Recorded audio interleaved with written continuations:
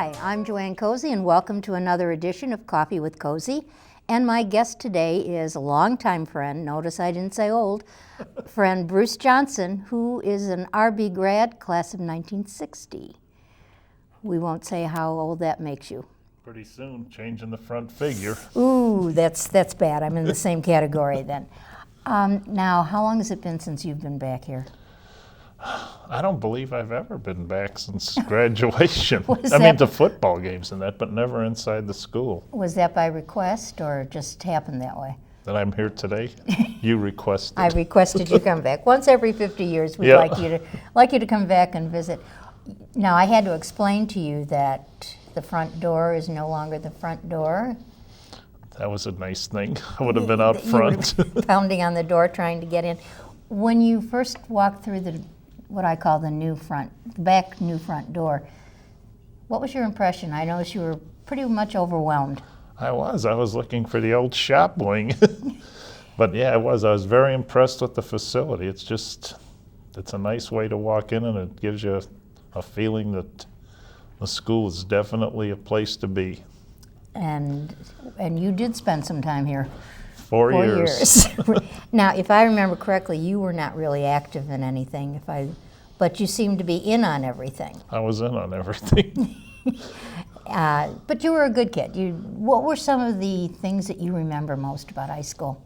Most about high school? That was a different experience for me because I came from Berwyn and went 8th grade to Kamarick School, and it was a whole new bunch of people. And the only real friends I had, Roger, I made friends with him in 8th grade, and I had always known Clyde Moravec since we were little kids. Our parents were friends. And Moose and I have been friends forever. And most of that gang, and I say gang because that's kind of what you were, all hung around together, and there was a group called the Blue Jackets. Were you a Blue Jacket? Yes, I Okay, was. now as opposed to the gangs today, what actually were the Blue Jackets? It was really kind of nothing, just a bunch of guys that hung around Henniger's drugstore And had light blue jackets. and light blue jackets. So if anybody ever watches Happy Days with Ron Howard, Yes. that was pretty much what it was like. It was. Everybody used to come uptown after dinner and we'd meet, and people would go one place, other people would go to other places.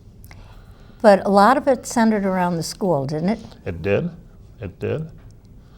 We were all going to school, and it was really a nice place to go to school. Would have been at Morton, I guess Morton West at the time if I hadn't come here, and I really enjoyed my experience here very much. I'm going to go back to homecoming the way it used to be. Homecoming now is a lot different. The game is on Friday night, and it kind of has changed things. What do you remember about homecoming in your day? It was just fun. It was a big weekend. I remember, the parades and the floats, and it was a good time, a feel-good time. We didn't win too many football games, but it was a lot of fun. Yeah, that was one thing that they didn't have great football teams. And how about the bonfire? The bonfire was fun, putting it together. Fond memories of Charlie Hawes kind of being the foreman of the putting it together. He had a truck and nailing stuff together and then watching it burn. And then you had another period during the school year when you had a king bum. Yes, we did. And who just happened to be Moose. Moose Moravec. He's an infamous member of our class who's very well respected and loved. And what was king bum? It was Moose. But I mean, it was actually something that happened here. It was. I think, wasn't it to do with charity or I think it was a clothing the drive clothing or something. drive? That's what I recall. Now, there's discipline here, and it's a lot different. But who was your disciplinarian when you were here? LaRue Thompson. Affectionately known as Lash. And what were some of the things that if you got in trouble, what happened? You'd be down in Lash's office, and you'd do a lot of yes sir, no sir, and then hope to God he didn't call your parents. Because you were afraid of your parents at the time. It was a double dipping. You'd get it at school, and then when you'd get home, You never got a chance to explain yourself, just that you were wrong and the school was right. Things are a lot different now, aren't Yep. they? Did you ever have to go to Lash's office? Yeah, I had to bring my dad, but I always waited till the last minute. My dad and I always had breakfast together, and we were sitting we used to have smoky links and toast, and I said to him when we were there, I said, Dad, what are you doing today? He says, same thing as always, going to work. I said, well, maybe you could stop by school on your way to work. The dean of men would like to talk to you. Well, you lived through it. Yep. He was a good man. In retrospect, he did a lot of good for us. Yeah, and I think the idea that you had a little bit of fear of him was a good thing. Absolutely. Was a very good thing. Now I don't think there's any fear now. But, was there any teacher that sticks out in your mind? I always liked Miss Shipley because she was a little easier on me, and it was English, and I wasn't very good at English. And I liked Mr. Lott, the chemistry teacher. And I don't know, and there was another lady that I liked. God, I'm getting old. Maybe you Halverson, Miss Mr. Halverson. Halverson. And his wife was good too, Dawn. She taught here too? I think so, yeah. And Mr. Lott also, didn't he do golf? I don't know. Oh, and you know who else? That was Mr. Boyd. He came down to the exchange after I was down there. He was trying to... And said, I thought you'd never amount to anything, and here you are. Yeah, there you are. You know what? We're going to wrap it up, but when we come back, it's going to be the monkey caper. Okay. We are back, and I've alluded to the fact that we were going to talk about the infamous monkey caper. The monkey caper. The monkey caper. For those of you who might not remember, there was at the zoo parking lot on 31st a huge sign of I'm not sure if it was a monkey or gorilla or an ape, and he would point this way to parking. And one night he mysteriously disappeared. Yes, Do you know anything about that? I do. It was always a dream of ours to confiscate the monkey from the zoo. And everybody thought it was a live monkey, but it was a monkey that pointed to the parking lot. And one night during the week, the fellas from Brookfield cut the monkey down and took it. Notice how he specified it was the boys from from Brookfield. And was that your senior year or your junior year? I think it was our junior year. I don't think we did it in our senior year. But anyhow, that's one of the few times my dad didn't have to appear at school. Because you actually I was not there. You were not there, honestly not there, but you knew about it. Yes, I did. How did they get caught, and what happened to them? Well, they had it behind, I think, Johnny Holland's garage. And I forget how they got caught, but I know they got caught. Probably Mrs. Holland. Maybe It Mrs. was a big sign. Yeah, it was a big sign. It was a big sign. So that was one of the fun things that they did, and I don't think you really got in much trouble as far as the police either. No, I don't think so. No, nobody went to jail for sure. And then another thing they did was they got a hold of a coffin. Yes, we did. Now that was a different story. That was a different story. I was there for that one. I think I was around at the time too. And you want to tell us what happened? Well, Moose and I went over to Woodlawn, and this is sad, because they used to cremate people in those coffins, and then they'd throw them out. And Moose and I, it was Halloween, and we thought we'd go get a coffin, and we got the coffin and took it over to Moose's house, and we couldn't figure out what to do with it. So we got a rope and tied it on the back of I think Moose had an old Dodge. And Charlie Burns wanted to ride in it, so Charlie got in there, and we went uptown with the coffin and got arrested for towing the coffin on the street. And they took the coffin and all of us over to the fire station. And Charlie's going, where are we at? What's happening? And we're saying, just keep quiet, Charlie. So finally we get there, and we stop moving, and Charlie's sitting there. We were all around the coffin, and the police were there. And Charlie opened the lid up, looked around, and just closed it right back up. Didn't he also say Happy Halloween? Yeah. You know, but they were all fun things, and no one ever got in, Nobody got in a hurt. lot of trouble.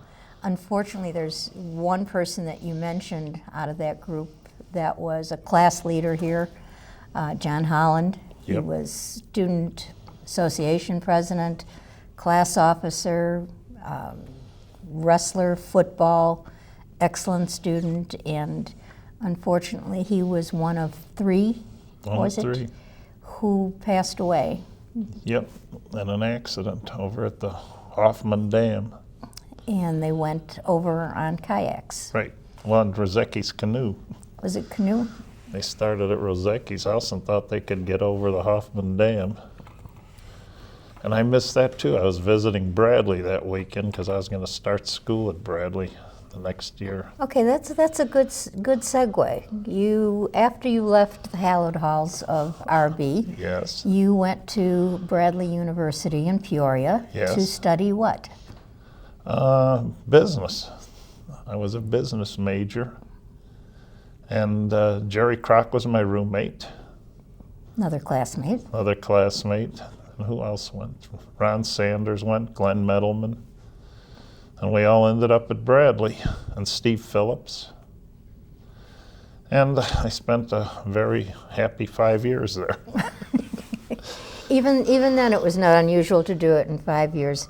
Was there a reason it took you 5 years? Grades. And do you know, the thing is, I've often heard, though, that you're really smart. I didn't get too smart until I went to law school. Okay, I so, went from a C&D student to the honor roll when I finally applied myself. and where'd you go to law school? John Marshall.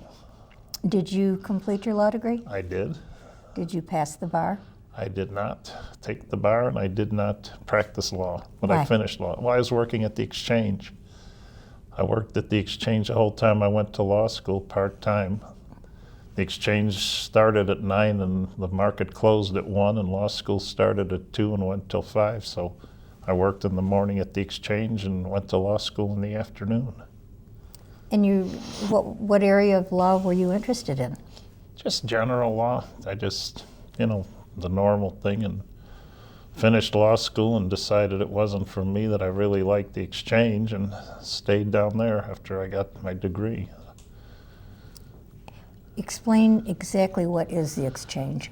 At that time, it was just the Chicago Mercantile Exchange, and it was at 110 Franklin, previously called the Butter and Egg Exchange, and it was kind of like a second-class exchange compared to the Board of Trade. And the big product when I started there was pork bellies, and when I started there, we started trading cattle and hogs after that, which turned out to be very successful contracts. And subsequently, through the efforts of the University of Chicago fellow and Leo Mohammed, we opened up futures in the currencies. Okay, and we'll talk about that in the next segment. Okay, thank you.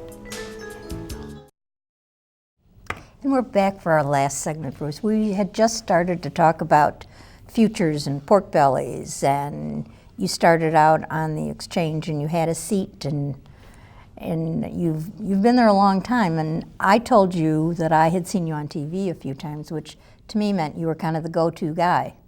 I doubt that, but Well, I've I was kind of impressed. seen it all there. When I started there, we used to mark the trades up on chalkboards. And now?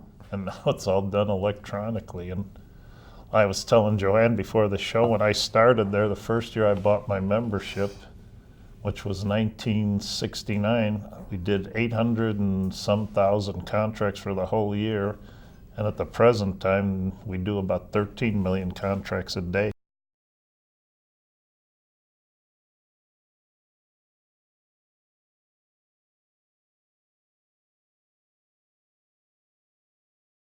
Correct?